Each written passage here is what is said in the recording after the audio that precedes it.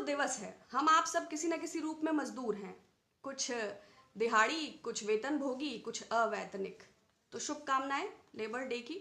मुझे किसी नीति से, किसी विचार से इत्तेफाक नहीं है तो उसको प्रकट करना या उसको अपने तर्क के आधार पर कहना ये गलत नहीं है, क्योंकि फ्रीडम ऑफ एक्सप्रेशन का राइट तो अर्नब गोस्वामी जी के पास है, रूबिका लियाकत जी के पास है, अंजना ओम कश्यप साहब के पास है, संबित पात्रा जी के पास है।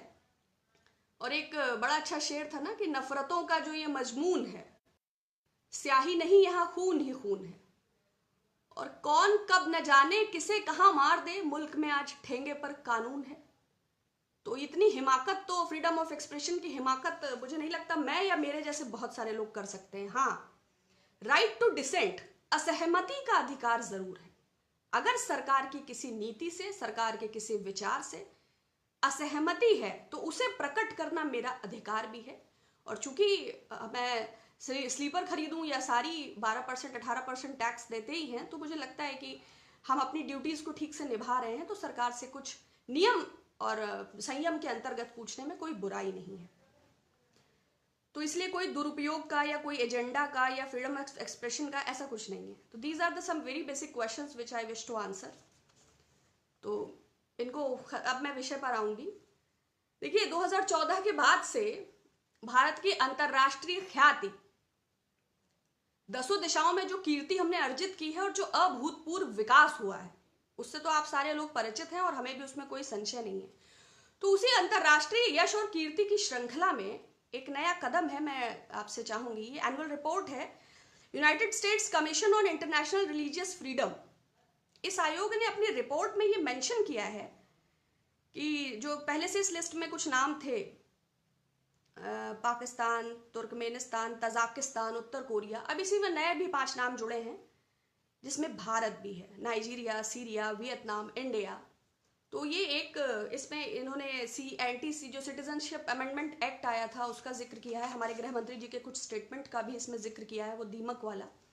तो ये भारत की ख्याति जो है अब से संबंधित कदम था, तो मुझे लगा आपको जरूर कहना चाहिए। दूसरा, ये गल्फ कॉपरेशन काउंसिल और ऑर्गेनाइजेशन ऑफ इस्लामिक कंट्रीज का और UAE प्रिंसेस का जो पूरा मैटर था वो हम लोगों ने पहले इस पर बात किया था। UAE की प्रिंसेस ने भी अपने ट्विटर हैंडल पर इंडिया को रिलीजियस टॉलरेंस के लिए प्रे किया। जब हम लोग छोटे थे तो हम सुनते थे कि अरब के कानून पत्थर मारते हैं, कोड़े मारते हैं, हाथ काटते हैं, वहां ताले नहीं हैं। आज एक ऐसा देश जो एक स्पेसिफिक रिलीजन को फॉलो करता है, इंडिया जैसे कंट्री को, जहां विश्व शांति और हम अग्रदूत रहे हैं सदा से, सदियों से, सनातन से, तो उस देश को एक UAE की प्रिंसेस ये ट्वीट करके अगर प्रे कर रही हैं, तो हम अंतर्राष्ट्रीय कीर्ति के किस शिखर पे हैं और हमने क्या ख्याति अर्जित की है कि हम इस commission, United states commission on international religious freedom की लिस्ट में आए हैं और उन देशों के समकक्ष खड़े हैं जिनके लिए हम कभी मिसाल थे।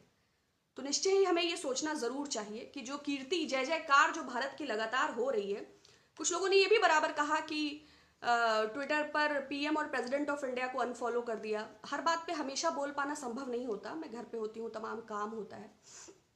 तो देखिए, इस पर तो मैं कुछ नहीं कहना चाहूंगी, क्योंकि मुझे तो लगता है कि अमेरिका पर आक्रमण कर देना चाहिए, नहीं, निशान मिटा देना चाहिए दुनिया के नक्शे से अमेरिका का।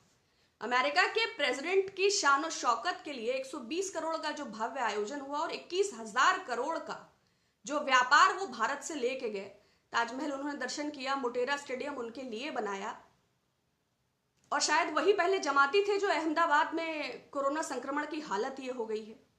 उनके लिए हमने गरीबों के आगे 22 किलोमीटर लंबी दीवार खड़ी कर दी। उनको हाइड्रोक्लोरोक्विन दवाई समय पर पहुंच पाया, इसके लिए उनकी धमकी को नजरअंदाज करते हुए, इसके अलावा संक्रमण जो जांच की टेस्टिंग किट्स थी तमिलनाडु जाने वाली थी अमेरिका की, एक बात पर वो अमेरिका चली गई, और भी उनकी अगवानी में, उनकी शान और शौकत में हमने किसी तरह की कभी कोई कसर नहीं रखी। अगर उसके बाद भी भारत के प्रधानमंत्री और भारत के राष्ट्रपति पर कोई ऐसी चीज होती है, तो हमें लगता है कि 130 करोड़ भारतवासियों की गरिमा और अस्मिता पर संकट है। अभी कुछ दिन पहले 5 फरवरी को डिफेंस एक्सपो हुआ था। 135 से ज्यादा सैन्य प्रमुखों को अलग अलग देशों के आमंत्रित किया गया था। 836 करीब एग्जिबिटर्स थे, तमाम तोप, गोले, बंदूक, बारूद, और उसमें प्रधानमंत्री जी भी थे और रक्षा मंत्री भी जी थे, और बहुत सारी उसकी एडवर्टाइजिंग हुई थी। और शौर्य और पराक्रम, देखिए ये इनबॉर्न क्वालिटीज हैं। राष्ट्रवाद या राष्ट्रहित कोई ऐसी चीज नहीं है जिसे भुनाया जाए, ये देश की आत्मा है। तो हम बहुत सक्षम हैं। जो आप ढेर सारे लिंक्स को ढूंढेंगे, तमाम रक्षक.com और बहुत सारे आपको लिंक मिल जाएंगे। कोई चाइना को आंख दिखा रहा है, कोई इजराइल को आंख दिखा रहा है, कोई भारत की स्थिति को ग्लोबली इतना वैश्विक स्तर पर इतना मजबूत बता रहा है। तो उन लिंक्स पर अगर हम भरोसा करें तो हमें लगता है कि आप अमेरिका को तत्काल सर्जिकल स्ट्राइक भारत को करना चाहिए, या फौरन सर्जिकल स्ट्राइक नहीं कर सकते हैं तो कोई कूटनीतिक तरीका अपनाना चाहिए। क्योंकि इस समय आधा भारत तो भोजन की लाइन में लगा है और बचा हुआ 25% जो है वो राशन की लाइनों में, जहां सर्वर डाउन है। तो पहले कैशलेस हुए, फिर जॉबलेस हुए, अभी ब्रेनलेस जैसा फीलिंग आता है।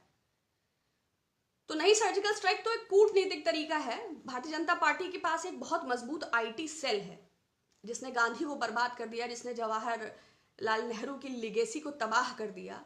वो इतना सक्षम है तो डोनाल्ड ट्रंप का ऐसा मीम या ऐसा फोटोशॉप या ऐसा doctored morph tailored edited video बनाया जा सकता है कि अमेरिका खुद ये स्वीकार नहीं कर पाएगा कि वो महाशक्ति है। कैरेक्टर एसेसिनेशन, ये बीजेपी की बहुत अच्छी पॉलिसी है एक, और मजबूत संगठन भी है। इस पॉलिसी के अंतर्गत जिस धारा, जिस विचारधारा, जिस व्यक्तित्व और जिस कर्म से आप जीत ना सकें उसे बदनाम कर दें। जब आप उसे बदनाम कर देते हैं तो बच्चे पूछेंगे ही नहीं कि गांधी ने क्या किया था, वो कहेंगे नहीं वो तो बच्चों के साथ सो जाते थे। बच्चे पूछेंगे ही नहीं कि नेहरू के पिता श्री मोतीलाल नेहरू आला दर्जे के वकील थे और 1928 में उन्होंने संविधान का पहला एक मसौदा बनाया जो स्वराज डॉक्यूमेंट कहलाया। तो बच्चे तो सीधा एडवीना और माउंटबेटन की बात करेंगे। तो इस कूटनीतिक कैरेक्टर एसेसिनेशन की प्रक्रिया से हमें लगता है कि हमें डोनाल्ड ट्रंप के इमेज पर हमला करना चाहिए। बाकी शेष सब कुशल है, आप भी अपना ख्याल रखिएगा और अन्य विषयों पर आपसे बात होती रहेगी थोड़ा गैप देकर। Thank you so much.